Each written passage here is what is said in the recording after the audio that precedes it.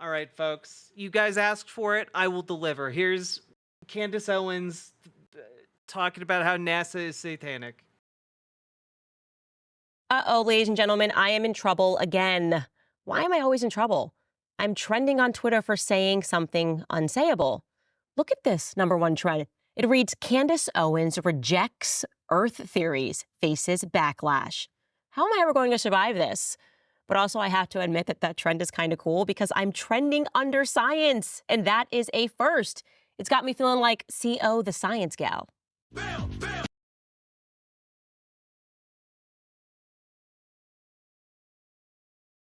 I immediately regret our choices. Please sub or dono to justify me spending some of my life doing this. Christ is king.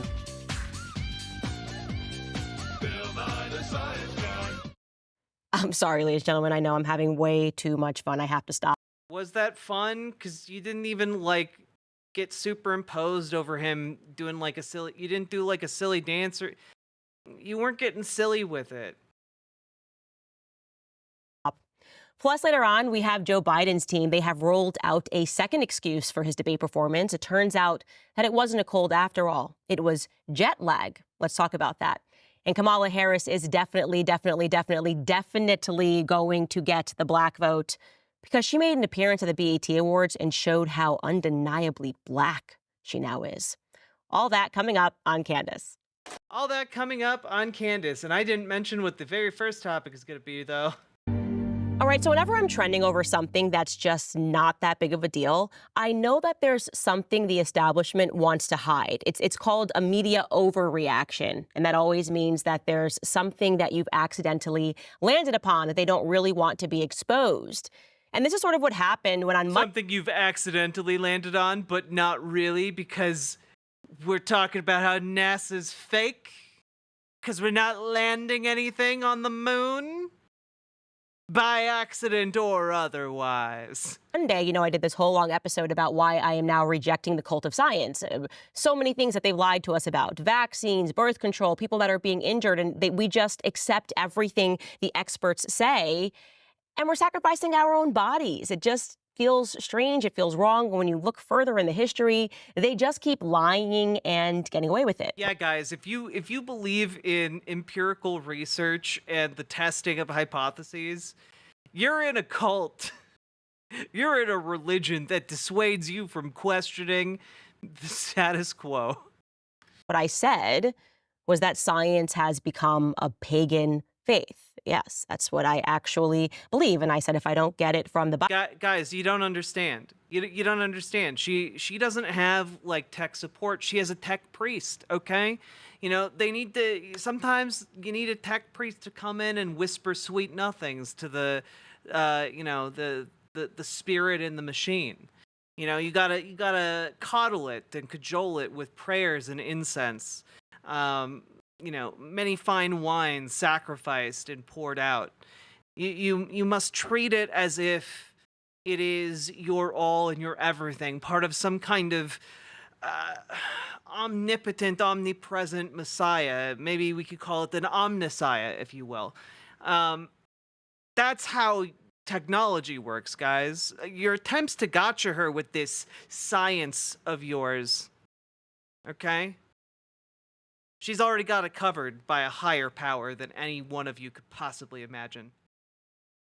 Bible, and I can't observe it with my own eyes. I don't stand it as the truth. Another example of a recent media overreaction, of course, was when Tucker sat down with Joe Rogan and he started talking about World War II and how we shouldn't have dropped nukes on, praying Christians. And they freaked out, like questioning the nuke thing is not allowed. And again, I thought, Tucker must be landing on some truth that they don't want exposed. And lately, we are learning that they've lied to us about virtually everything pertaining to World War II. But it is this piece of the Tucker conversation with Joe Rogan that I keep insisting that you guys commit to memory. So take a listen one more time. This works only because she knows her base is entirely uneducated idiots.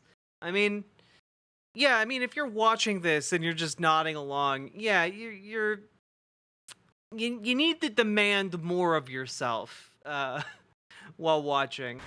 To be clear, that is what I believe made the media freak out. They dressed it up in, oh, the morality of World War II and the bomb. But I think it was actually this. I'm starting to see a trend that every time you start talking about the Bible, you start talking about God, you start talking about spiritualism, and recognizing that America and the West is an anomaly, that there are spiritual forces that are working on people at all times, the media panics because the media, in my view, is a bit satanic. I genuinely believe this, and so did Okay. one of the people that was watching this trend. I had a random user reach out and say, yeah, the reason they're freaking out is because NASA is satanic. The origins of NASA are satanic. And I went, what? What are you talking about? And OMG, you guys, buckle up. What I'm about to tell you, you're not even going to believe me, but you can just research this. You don't even have to go down a dark hole on Reddit. You can just literally open Wikipedia. It is so in our face. Which, oddly enough, is usually where the dark hole on Reddit goes. And yet we don't learn about this. And now I understand why they are very upset with me. So you may have heard of a man named Alistair Crowley. If you haven't, I'll provide you with some. Yes, look at this very deeply serious man in the triangle hat, who looks like he's trying to cast spells at a LARP. Brief spark notes. Alistair Crowley was an Englishman. He was also a drug abuser. He was a bisexual who is credited with heavily influencing the eventual count. How do you lead talking about Alistair Crowley by saying he was a drug user and a bisexual? How are those the first two things you bring up about him? Counterculture revolution of the 60s. A bisexual? He's sexually interested in more than one gender? Witchcraft! In America. Free love, free love. Yeah, that book, Chaos. Things got weird and satanic in the 60s in America. And America is where this Englishman, Alistair Crowley, eventually moved. But what he is most famous for is black magic. He was an occultist who pledged his allegiance to demons. He believed that he could summon demons, okay? The story goes that when he was 13... And Candace, could he summon demons? Did he go out into Central Park and summon a demon? No. Oh, okay. Well then. 13 years old, he read the book of Revelation in the Bible, and he became inspired, not by Jesus Christ, but by the seven-headed beast that is ridden by the whore of Babylon. So in case you are somebody that's not familiar with the Bible and Revelations. Yeah, please explain. I would love an explanation for Revelations, Candace. Let's go. They talk about this seven-headed beast that rules over every tribe and people and tongue and nation, okay? So it's satanic. It's a satanic beast. When Alistair got older, he started a religious cult, a satanic cult known as the Lima. Crowley believed that the number of the beast, 666, was significant. He believed that humanity was entering in a new eon and that his religious motto, which was do what thou wilt, would rule it, right? He believed that... And was he right? What was he right? Did he manage to summon the beast ridden by the whore of Babylon in order to conquer all nations under his new religious philosophy? Did he do it, or did he succeed? Are you going to tell us that he was Steve Jobs? What do you... Come on now.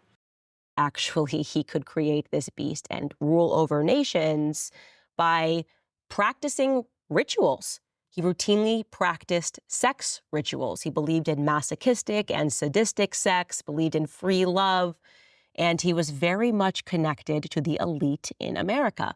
He was just openly publishing articles for Vanity Fair because he was best... He was just openly doing a normal job. Friends with their editor, and many of the elite in our society were his followers and believers. A Satanist. This is a fact. You can look this up. One such follower was a man named Jack Parsons. There we another go. wealthy young man. And here's what you should know about this time period. He's the rocket man, yeah? Like he was working on the rocket engines? Before Jack Parsons enters the scene in America, the scientific consensus was that we would never enter space, that was an impossibility. Hey, spicy But diarrhea. this rich kid, who also happens to be an occultist and who also would perform sex rituals and That's blood the gayest man sacrifice I've to ever summon seen. demons, well, no, he expressed the belief that they could fundamentally alter humanity, and he had a vision. He said, no, we can make this work. We can get to space. Check out this article. Again, this is He had the audacity to say man could go into space. Well, that spits in the face of God. this is published. You can look this up yourself. Here's the headline: Sex, Rocket Science, and Satanism. Meet NASA's real hidden figures. And I'm going to read you directly from this article because it's so unbelievable. My jaw was on the floor. I'm skimming through it because it's way too long. It would make this show forever, but we will link it. And you absolutely must read it. Is Candace Owens a flat Earth? Wait, what is a FLERF? I thought that was flat Earth, but I don't know. But yes, she is. It reads, quote, Jack Parsons is barely acknowledged on NASA's. Oh, I gotta take a little bit of a break. Unexpected. Don't worry, folks. I'll be back soon. Here we go. Website, and he's the man who made rockets a reality and co-founded the agency's Jet Propulsion Lab, JPL, home to missions, Salmon which Moose. paved the way for the Apollo program. Oh wait, actually no. You sent me the link earlier. Yes. Posey Parker 196 votes, man. Absolutely destroyed. So fucking funny.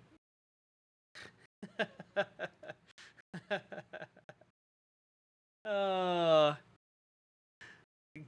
get wrecked.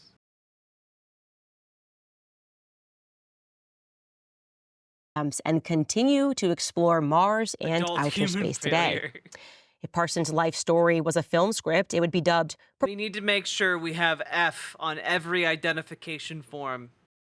Except the F no longer stands for female, it stands for failure. She's the only one required to check the box. Preposterous. He invented jet propulsion technology in the face of industry-wide derision that rockets would never exist, but was also a senior figure in the occult and invited L. Ron Hubbard, yes, L. Ron Hubbard of Scientology, into his confidence and riotous sex parties. Parsons tried to sell his government-funded inventions to Israel before winding up dying at the age of 37 in a self-created explosion, leaving a mass of disturbing materials for his friends to discover. Here's the remarkably twisting tale of his life. So he too, like Alistair Crowley, was just interested in the demonic when he was young. He also liked science fiction. His story begins when he's 14 years old. And as a fan of science, And as we all know, evil science fiction books are a gateway to the devil. fiction, he decides to begin experiments that would eventually shape his life with his school friend named Edward Foreman. The pair took to playing with rockets in Parsons' back garden and soon created their own solid-fueled rockets. It was here that Jack would begin to link science with Satanism. Parsons later claimed he first summoned the devil at age 13 in a terrifying experience. Jack and Ed would later attend and then drop out of college in 1936. Wait, that's all you got? He summoned the literal devil? And you don't have more details than that to share with us? You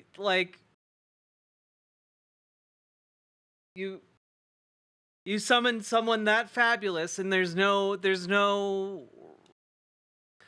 what was he wearing? What kind of harness did he wear? I assume there was a harness. What with the cloven hooves and all? What kind was it? Did he have horns? Was he a smooth talking lawyer type, or was he kind of the kind of guy who'd challenge you to a musical duel of some kind at a crossroads at midnight? Or was he more of like the shopkeeper who has what you want, but at a price? Like what? Tell us more about this time he summoned the literal devil. Also, Charlie, thank you for gifting a membership over on YouTube. I really appreciate it. YouTube has been showing up both chats today. The YouTube warriors over here, gifting memberships and super chats. Holding it down better than riverboat.gg chat. My goodness.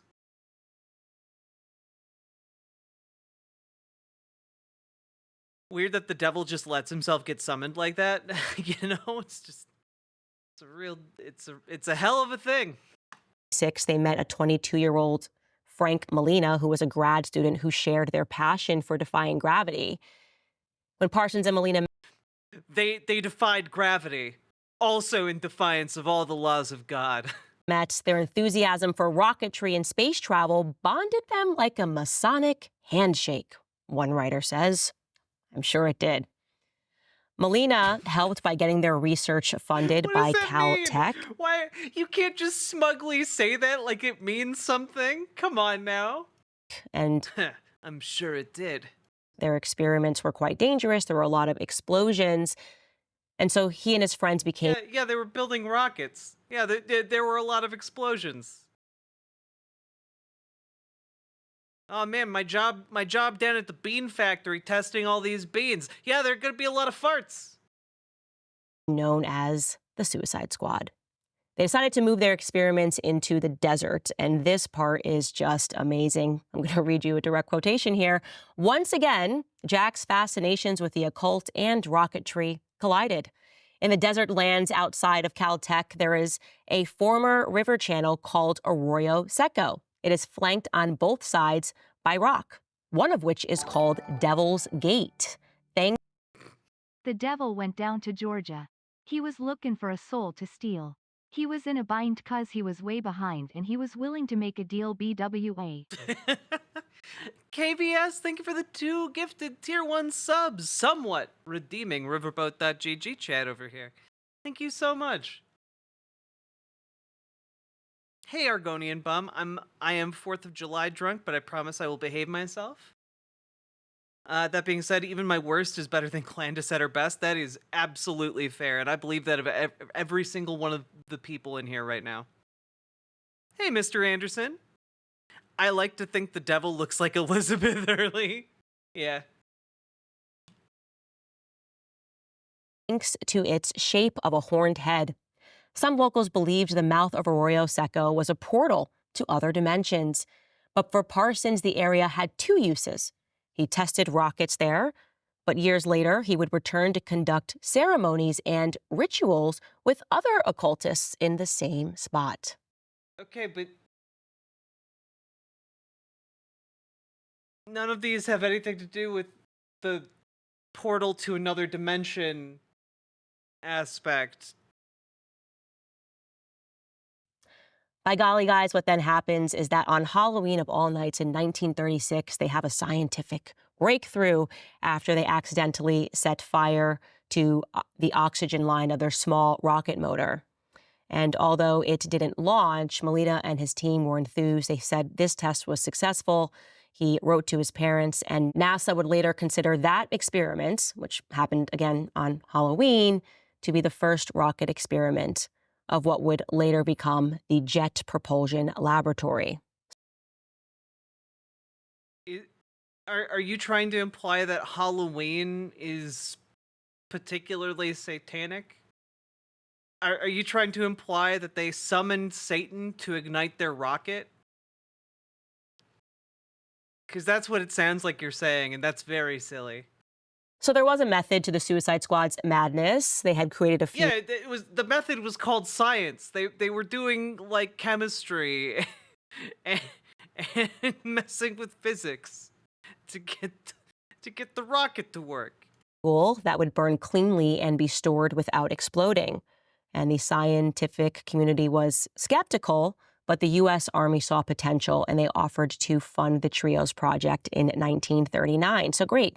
A satanic little cult meets the United States government. Thereafter, Jack's credibility in the scientific community soared, and so did his interest in the supernatural and the demonic. He was taken to a meeting of OTO, which stands for the Order of Templi Orientis, an occult society in Los Angeles in 1939, and he became fully engrossed. If you're wondering what OTO is, it was a group that was formed by and followed the teachings of Alistair Crowley. Again, you haven't really bridged the gap between their scientific experiments and what they're doing in their free time. You haven't really associated the two at all. heroin-addicted sexual deviant and occultist who was considered the wickedest man in the world by the press in his native England. Parsons went from just reading Crowley's writings to becoming the Beast 666's pen pal. Within a few years, Crowley considered Parsons his American protege. Parsons was barely in his mid-20s, and he was not at all concerned with keeping his personal and professional proclivities separate. The article tells us that the California Tech ran stories at the time that reported that he chanted Crowley's hymn before he lit his rockets. They're just chanting satanic, demonic hymns before they lit these. Okay, so let's be absolutely clear with what she's doing here. She's trying to say that the rockets run on Satan, right? That's the implication she's making, right?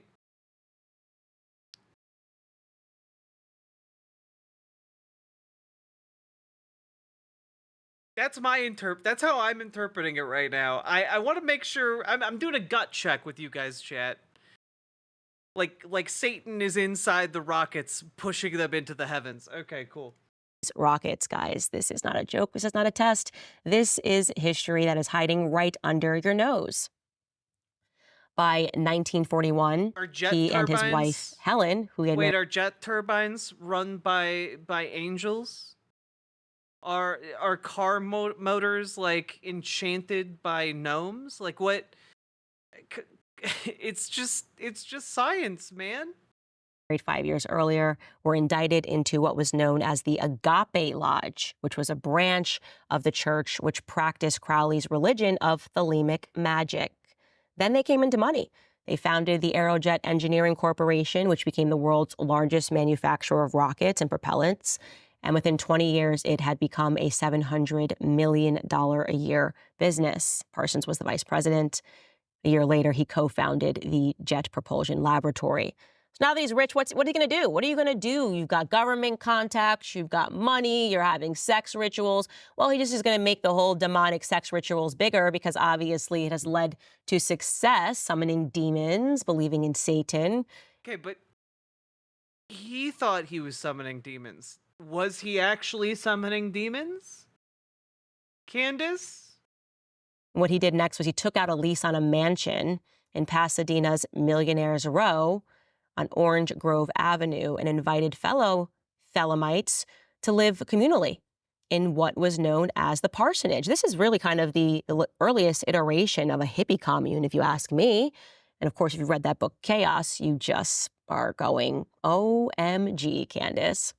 So what did they do at the parsonage? Well, the parsonage had 10 bedrooms, but its greatest asset, for Parsons at least, according to this article, was its additional 3-bedroom coach house, which became an Agape Lodge.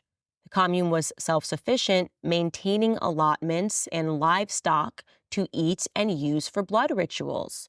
Okay. Those were the tame events. The blood rituals were the tame events that unfolded at the parsonage.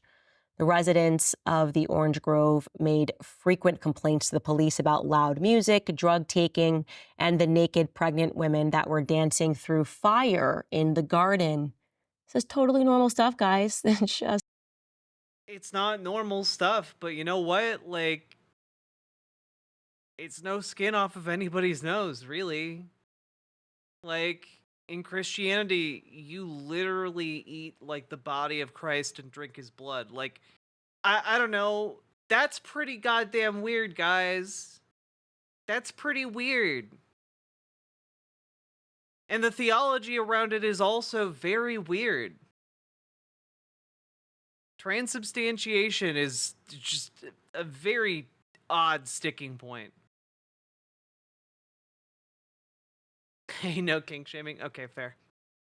Just, coming up with NASA and jet propulsion, you sometimes got to have a naked pregnant woman dancing in the garden through fire.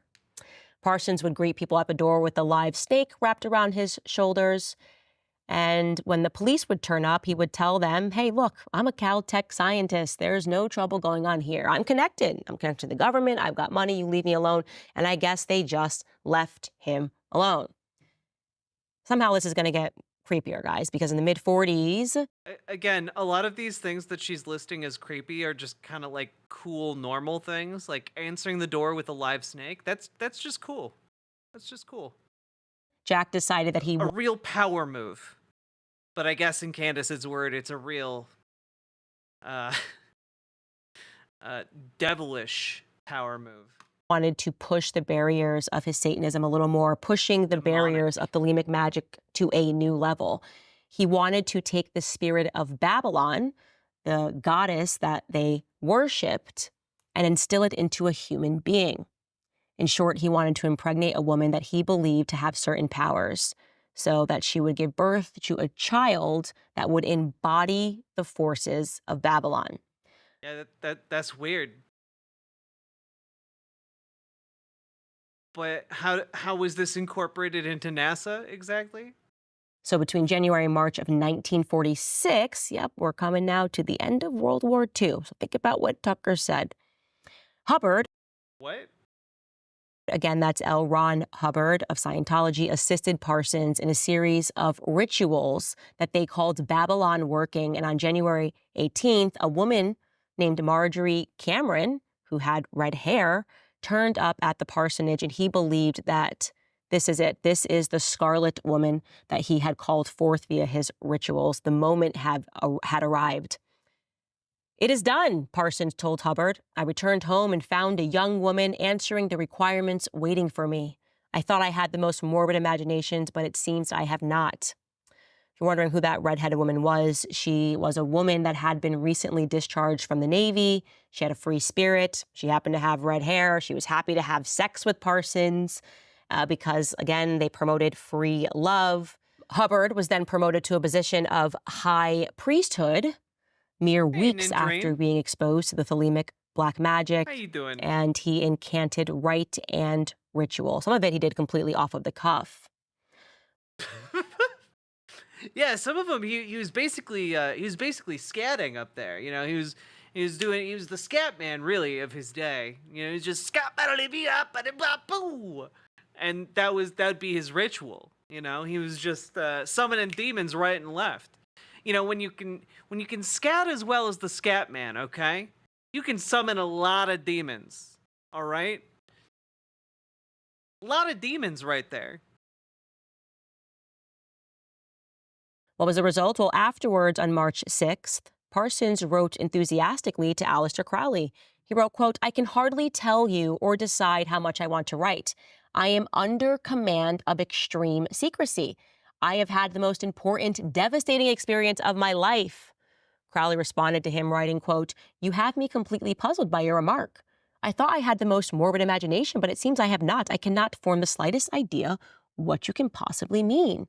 Well, what Parsons meant was he had created a moon child. That's what they were trying to create, a moon child as their final experiment, creating a child of Babylon.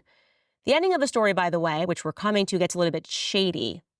They say that apparently after all of that, after impregnating this woman, after chanting after the sex rituals, after driving this woman forth, that she agreed to have an abortion. Parsons then came under the investigation of the FBI. They believe that he had been planning to give his rocket plans to the newly founded Israeli government in exchange for admission to the country and the chance of a new life abroad. Okay, the moon child was too dangerous. He couldn't let it live, so he made sure that woman got an abortion, thus confounding the prophecy for another 1,000 years. Come on now. Then he died rather mysteriously, Jack Parsons, in an explosion. Some claim he was suicided, some claim that it was an accident. He was a guy who threw together chemicals for a living to make bigger and bigger and bigger explosions. Yeah, it's not surprising at all that he died in an explosion. Some claim that he never died and actually he just disappeared. Honestly, we'll never know. We don't need to peddle in conspiracy theory because in this story, truth is stranger than fiction. There you have it, guys. That's the origins of NASA and the program, the Jet Propulsion Program, I can't help but notice that this wasn't the history of NASA and the Jet Propulsion Program. This was just what one of the guys who worked on it did in his spare time. Like, you didn't talk about how NASA incorporated any of this at all. Like, at all. You did not prove your thesis. we're going to make it to space mission.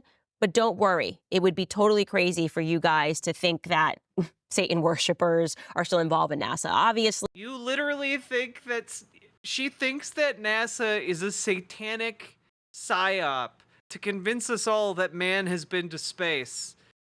But it's all a lie. And they're all working to Satan's ends to hide the fact that man has not been to space. after it got started, Cuckoo bananas. they went totally clean. Everything was been above board. Nobody believes in this stuff anymore.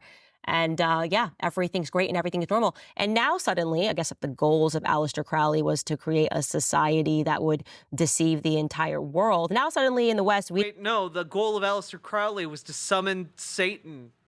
Did you not pay attention to your own intro? His goal was to summon like the beast from Revelations, that the whore of Babylon rode. That was the goal that you stated. It wasn't to create a new society. It was to summon the actual monster. we don't believe in any of this stuff. We look back on that story of a man who dedicated his entire life and an entire religious cult to summoning demons, saying that they had summoned them successfully, that they had experiences with Satan, and they were just being imaginative. Yeah, no. Satan can't possibly be real, right? So yeah, think back to what Tucker is saying. That suddenly... Satan can't possibly be real, right? After all, what else could be in our rockets? Couldn't possibly be some kind of, I don't know, chemical fuel. It's gotta be little devils. Tiny devil dragons at the bottom of every rocket, breathing their fire out. After this period, exactly when this was going on, when people were following this religion and believing in Satan, and then suddenly Americans just kind of got on board the atheist train. And we just said, yeah, no, we don't believe in any of that stuff in spiritualism anymore. Instead, what we believe in is science, rationality. And God forbid someone like Candace start talking about the Bible. Oh my God, there she is. She's saying she doesn't just trust the science. Yeah, I'm saying actually a little bit more than that. I think science... Again, you are not at all connecting any of this Satanism stuff with NASA. You talked about one guy the entire time. has become a bit satanic. They're telling you to do things that are utterly satanic, sacrificing your children in the name of science because it's just a clump of cells. It's getting weird out there. And I'm sorry that I notice. And that's all I'll say on that topic.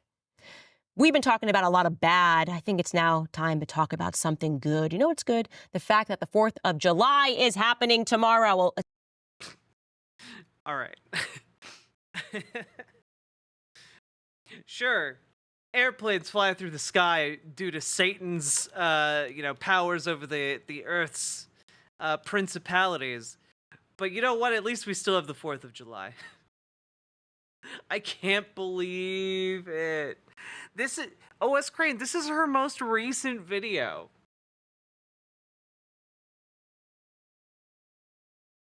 This is her most recent video, guys.